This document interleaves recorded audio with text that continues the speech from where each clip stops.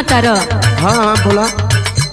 अब का कहे में भी बड़ा संकोच करो तनी। नहीं नहीं कहा। जाना तारो हमार शादी पड़ गई बा। अरे वो तो हमके पता बा मालूम। और कार्ड देवे आइल बानी, ई कार्ड पकड़ो और शादी के दिन जरूर से आ जाइए। तू हमार दिल चीर के ई कार्ड देत बाड़ू। लेकिन हमारो मजबूरी समझा, ए शादी से हम खुश नहीं थे। ई तो माई बाप की जबरदस्ती के कारण हम ई शादी करो तनी। सुनो, देती हूँ मैं स्नेह निमंत्रण प्रियवर तुझे बुलाने को,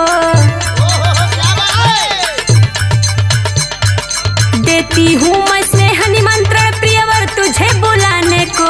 शादी 7 जनवरी को है, शादी 7 जनवरी को है, भूल न जाना आने को।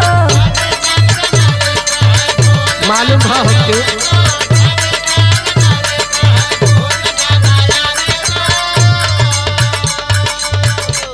देखा एगो बात। हाँ बोला। शादी करके खुश ना रहबू तू। ई तो हमहू जाना तनी, पूरा दिल दिमाग तो तोहरे लगे बा।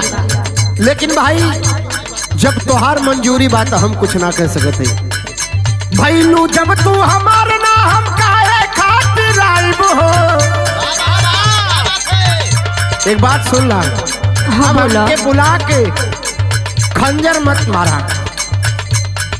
भैलू जब तू हमार ना हम काहे खातिर आइब हो। आके वहाँ पत्थल पर, आके वहाँ पत्थल पर का सब्जी पूरी चलाई हो। आके वहाँ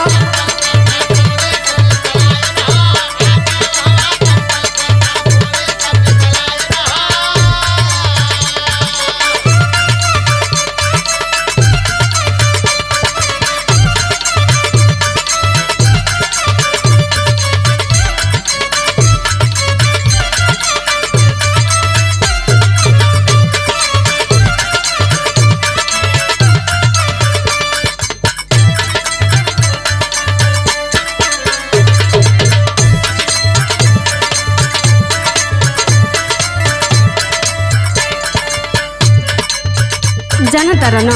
हाँ। कि तोहरा बिना हम ना रह पाई, लेकिन का करी, मजबूरी बा और मजबूरी के तोहरों के समझे के पड़ी। का समझे के बा मजबूरी? सुनो, कसम तुझे प्यार की है दिल ना दुखाओगे, शादी वाले दिन तुम जरूर घर पे आओगे।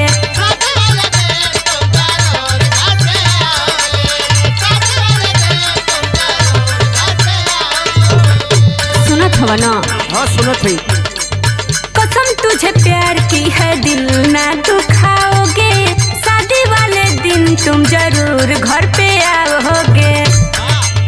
दिखे ना जो तुम रोऊंगी मैं आना मुझे हंसाने को,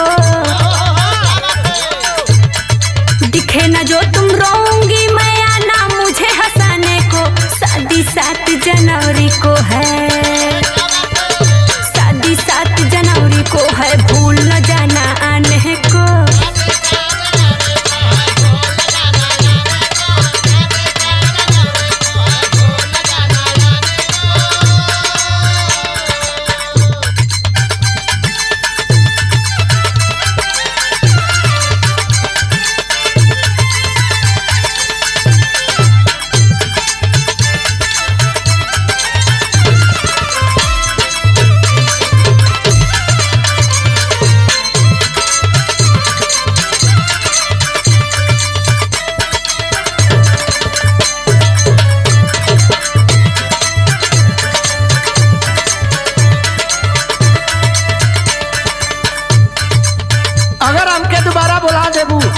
हाँ। नहीं जान ला कि हमार दूसर का मौत हो जाई। अरे ना हो, ऐसा मत बोला। उहे तो अंतिम दिन बा कि मिलन के दिन बटे, और नहीं तो तू फिर कहाँ रहा, हम कहाँ रह। न जान हमके क्रिया कसम हो, खुश बड़ू वही में जरूर आई हम हो।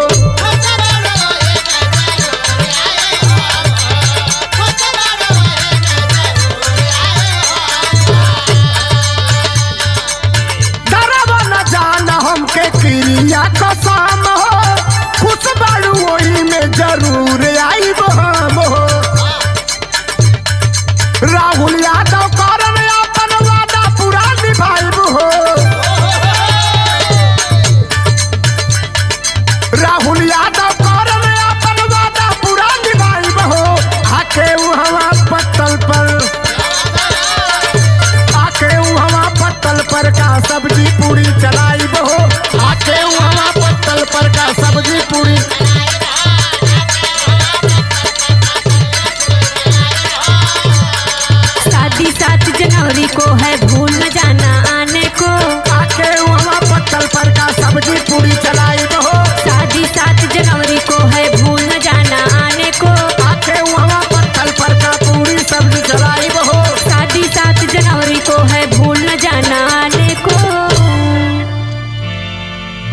जरूर आई।